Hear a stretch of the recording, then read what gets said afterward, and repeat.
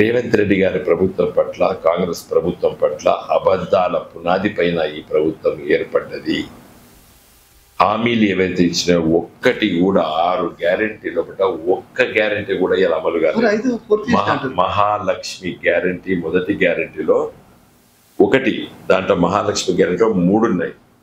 ఒకటి ఉచిత బస్సు, 500 రూపాయలకి ఎల్పిజి సిలిండరు, రూపాయలు ప్రతి మహిళకి 18 సంవత్సరాలు దాటిన మహిళకి అని చెప్పి ఈ 3 చెప్పి మహాలక్ష్మి.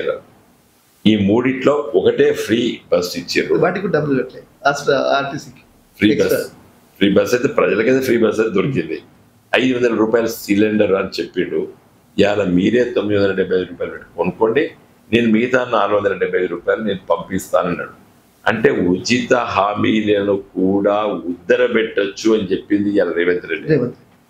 అంటే హామీలను నేను చేస్తాను, మీరే డబ్బులు కట్టుకోండి, నేను తర్వాత ఇస్తా అంటే ఉద్దరబెట్టాడు. కాబట్టి ఇలా కాంగ్రెస్ పట్ల తీవ్రమైన వ్యతిరేకత ఉన్నది. ఇలా కళ్యాణ లక్ష్మి పెళ్లిళ్ళు బాగా అవుతున్నాయి. ఇలా తులం బంగారం అన్నాడు, తులం బంగారం లేదు.